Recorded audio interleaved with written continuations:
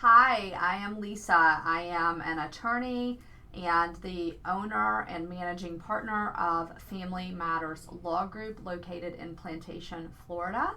And we cover cases all over South Florida that are contested, and we cover cases throughout the state that are uncontested or are name changes. And I am going to talk about today modifications.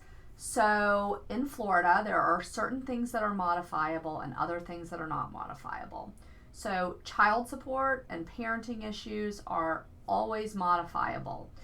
Now, always, I should say, is a little bit of a tricky word because these parenting plans and child support are things that have the ability to be modified always, but there are certain requirements that a person has to meet in order to be able to modify. So you can kind of think of this like a hurdle that you have to jump over before you get to the actual modification.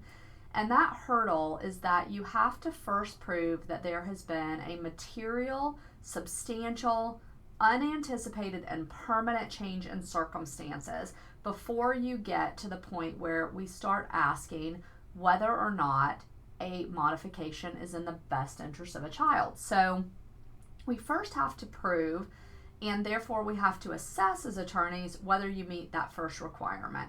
So every single word that I said is important in making that determination. Material, meaning it has to be something big. Something big has to have happened between the time of the last order or agreement and today in order for us to modify the original parenting plan.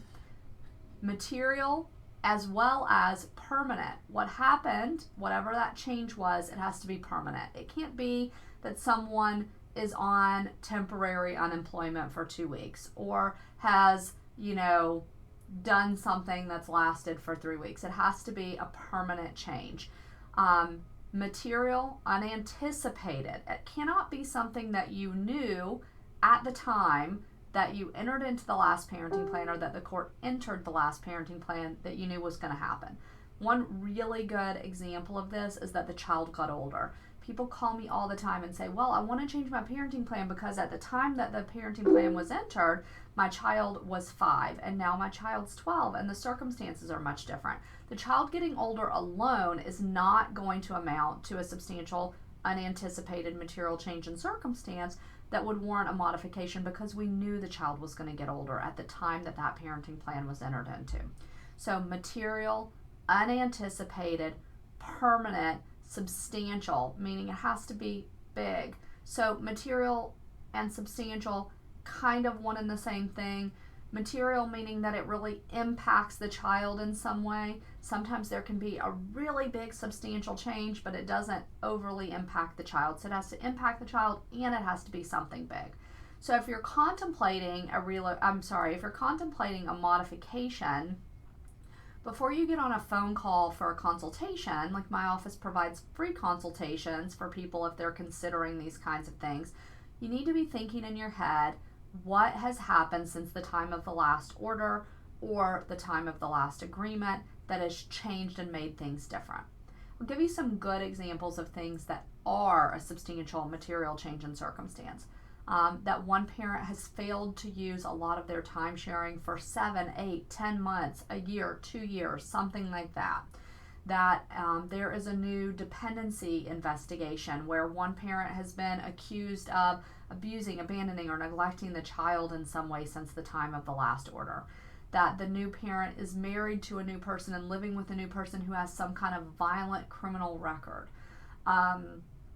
That your work schedule has drastically changed and that your ability to parent because of that is very different than it was at the time of the last order or agreement. So those are some examples. So you can always modify a parenting plan. You can always modify child support, but you have to show that there's been that material change in circumstance. When it comes to child support, the material change in circumstance is that one parent's income has gone up or the other parent's income has gone down or that child care costs have changed or health insurance costs have changed, and that when you take into consideration this new information, your child support number is going to differ by at least $50, somewhere around that number. So that is what the law says about what is the requirement in order to get us to a modification. Now, once we know we can modify when it comes to a parenting plan, then our next question is what's going to be in the best interest of the child. But we don't get there until we first prove that underlying hurdle. Hopefully this clears some stuff up about modifications. If you have questions or you feel like you're interested in a modification and would like a consultation, you're welcome to get in touch with our firm.